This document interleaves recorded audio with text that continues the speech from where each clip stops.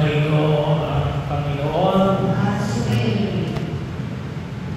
Ay na niya po ikapal na makita yung kahalagahan muli na tamang paggamit ng kayamanan. Sabi na natin, masama ba maging mayaman? Ano ba ang kasalanan ng mayaman? Ang kasalanan ba ng mayaman ay pagiging mayaman? Hindi po. Hindi yung kasalanan ng pagiging mayaman. Kasalanan pala ang kumain ng mamahaling pagkain.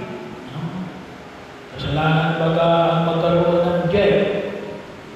Kasalanan pala ang magkaroon ng maraming sasakyan. Hindi lang ba sasakyan? Mamahaling sasakyan. Hindi rin o. Bahagi yun. Kasi kung pinaghirapan mo naman yun, hindi naman masama yun. Pero sabi nga natin, nakita natin sa unang pagbasa. Maganda yung unang pagbasa sa aklat ni Propeta Amos. Ito po yung mga pa, bago pa dumating si Jesus. So, ibig sabihin, mahigit ng 2,000 taon na nakalilipas. Anong sinabi dito ay yung term na ginamit po ni Propeta Amos ay kahabag kayo. Kahabag kayo. O, siguro natin sa abang ninyo. O, kawawa kayo. Ay sabi nga natin dito, parang hindi natin napaniwalaan. Kasi sabi na, sinabi dito ni Propeta Amos kabag-abag kayo na nahihiga sa mga garang tama at nakapagpahinga sa malalapan na himlayan. So, pwede pa namin sabihin na kabag-abag kayo, marami kayong sasakyan, malalaking mga mansyon, bahagi o mga malapalasyong bahay na ang parang iyong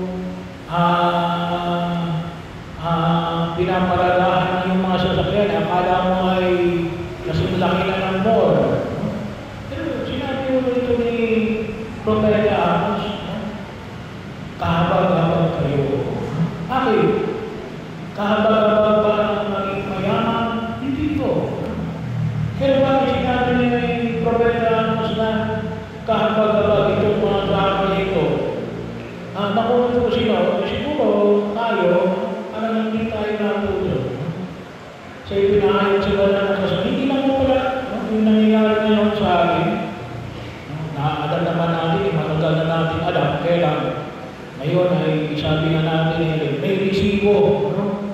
May resibo na ngayon may mga pruweba na katulad po yung bawa ng alin na masasarap na pagkain, mga umiinom sa malalaking mamamalaking kopa, mga mamahaling pabango ang ipapain ninyo sa katawan. Ay madagal na pala nangyayari ko dito kaya ngayon, mas ramdam natin kailangan ng kakibat ng ating pagkilos na nakikita natin, naririnig natin, nasasaksyan natin, bahagi mismo ng ating karanasan bilang mga Pilipino. Pero yun ang sabi ni Propeta Amos, bakit? Hindi sapagat mayroon sila. Bakit? Kasi pinabayaan nila ang pinag-ibig ang bayang Israel. Bahagi yun. Ang pagkakataon yung kapwa-tao, yung sa bayanan, yung pagkakataon sa ibanghelyo natin ay alin. Wala namang problema na kumain ka ng masarap ng pagkain, malamig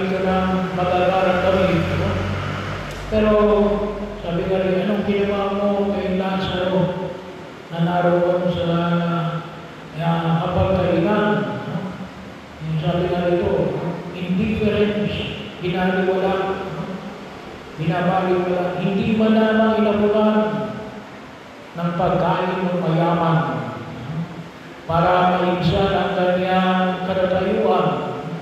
At ito'y bahagyo, na samantalang sabi na wala namang problema na ipakita mo yung mga magagara ng damit at mga bago.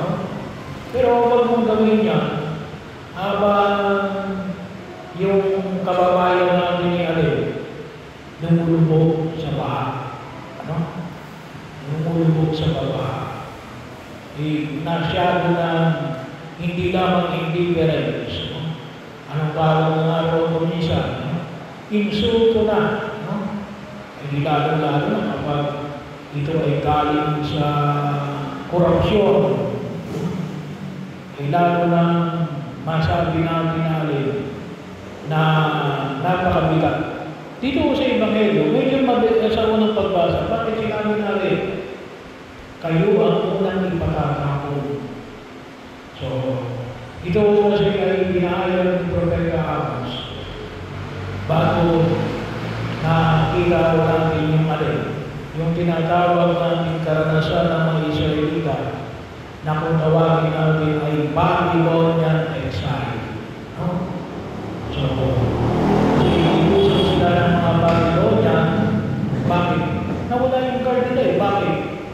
Kasi, yun ang problema eh. Kapag ikaw ay corrupted, naging manhid ka na. Naging manhid ka na. Pero mo yun. Naging manhid ka na kahit na ikaw ay natutulog sa mayaman, sa pera, pagkatapos naging manhid ka sa alin. Yung mga kapatid namin ay lubog sa baha. Sila, namanhid sila. Kaya kung sinalakay sila ng Babylonia, hatalo sila. Muli, yung present day Babylon, anong tawag natin?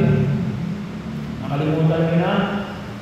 Present day Babylon, sino nakaalala? Nakalimutan niyo na ulit. Iraq. No? So, well, hindi naman exact yun, pero bahagi mo. So, banda mo. Sila ay nilusog ng Iraq at pagkatapos sila in-exile. Yung mga prinsipe, yung mga mayaman, ginawa na sila mga, ako tawagin natin, mga kinulong sila doon sa Babylon. Kaya yung ginawa ni Hitler sa mga Hudyo, hindi ginawa ko yun. Nauna ko yun na ginawa sa Babylon sa mga Israelita. So, bahagi yun na kung saan ay makita mo natin na sana ay huwag tayo humantong sa ganang klase ng katatayuan. Ay, siguro sabihin naman natin yung pala, hindi naman kami yun. Ay, ito po pinag-uusapan natin kung tutusin. Nasa ano pa tayo, nasa DPWH pa lang tayo. Isang sanay pa lang nalito ng gobyerno. Hindi ba kasama yung iba rito? Eh, bahagi mo. Kaya sana po, ipanalangin natin yung mga taong nagsusumika, na maging matuwid sa katatayuan ng lipunang ginagalawa natin. Pagkakataon na kung saan ay magamit natin ng maayos yung kayamanan na ipinagkaloob ng Diyos sa atin. Nang matino. Nang matino. Kasi kung ay biro ko yan, pinag-usapan natin dito ay trilyon. Trilyon. Ano ito po yan eh? Ito po ay tawagin namin ay ito po ay yung mga kapag pinag-usapan namin ng trilyon peso. Ito ay sabi na natin, ito ay capital na ng mga kung tawagin natin ay multinational. Marami na sana itong magagawa. Marami ng kalsada. Marami ng ilog na maayos. Marami ng nailalayo sa baha at anumang uri ng kapahamakan. Kaya yun ang bahagi yun. Pangalawa, makita ko natin dito yung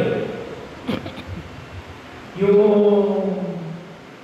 puso ng Diyos sa mga mahihirap. Kasi yung mayaman, hindi pinangalanan. Bagaman sa ibang sipin ng Ebanghelyo, tinawag na yung mayaman na ito ay si Dives. Pero yung Dives, ang ibig sabihin ng Dives sa wikang Grego ay rich man. Hindi ito talaga pangalan. Pero dito, sa Ebanghelyo ng San Lucas, hindi pinangalanan ng mayaman.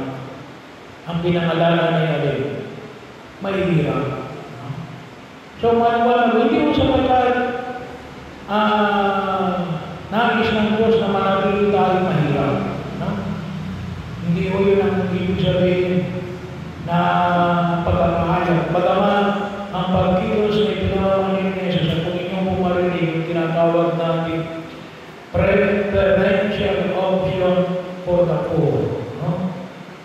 Magkaiba ho yung fundamental option, magkaiba ho yung preferential option for the poor. Ibig sabihin, kung yung dalawang parehong qualified na tao, parehong qualified, parehong pasado, kung isa ay mayaman at kung isang mahirap, anong kukunin, sino kukunin mo? Yung mahirap. Kailangan para malayo sa kaluluwanan. Halimbawa, dalawang tao, sabay na dumating. Yung isa'y mayaman, yung isa'y mahirap. Kung isa'y nakita lang, inuuna natin yung mayaman.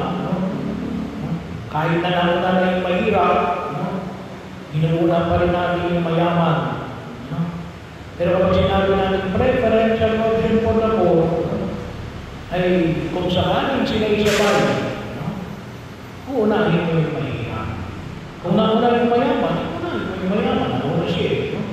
Kung nauna yung mahirap, uunahin mo yung mahirap, nauna siya. Pero kapag sinabi natin preferential option for the poor, ito po yung pamantayan ng simbahan. Kung sakaling sabay silang dumating, mayaman at mahirap, uunahin mo yung mahirap. Doon pala, mahirap na eh. Mahirap na yun. Hindi yung kasi yung ginagawa natin. Pero yun yung panyaya na pinahayag ni Jesus. Ang puso ng ating pananampalataya ay nawa, makita natin yung yung tinatawag na pangalagaan natin ang mga dukha sa pagkilos natin sa daigdig. Hindi sapagat gusto natin na manatili tayo mga dukha. At hindi pwedeng sabihin natin na gawin natin dahilan para gumawa ng masama. Ang pagiging dukha, kasi yung kumisan, ginagawa natin dahilan Ang pagiging nagawa yan, wala kaming makain. Mali mo yun, Mali mo yun, nagawin natin dahilan para gumawa tayo ng masama, yung pagiging dukha. Huwag natin gawin lisensya ang paggawa ng kasalanan sa pagiging dukha. Bagaman, ang puso ni Jesus at ang puso ng ating pananampalataya bilang mga Katoliko ay pangangalaga sa mga dukha. Bahagi ko yun na huwag natin kalimutan. Yun ang ibig sabihin ng preferential option for the poor. Pero ito yung hamon na pinanamig sa atin kung may kapag na sana po ay patuloy natin pangalagaan at paaniyahan. Sabagat bahagi ng po may kapag natin, makita natin na nawa, huwag tayong lamunin ng kayamanan ng daigdig na ito. Kasi ang komisyon ko, yun ang nakita ko, ang aking nakalimutan ginatawag yan. Hindi na lamunin yung libangin Kung minsan nililibang tayo no? Ng kayamanan ng daigdig na ito, nakakalimutan natin na alin. Nagamitin natin ang kayamanan ng daigdig na ito para pangalagaan natin ang bawat isa. At ito rin po yung kahulugan ng tinatawag natin Laudato-Si, no? Yung common cake, sabi natin mula September 1 hanggang October 4 ay yun yung pangalagaan ng tinatawag natin common cake for our common home. No?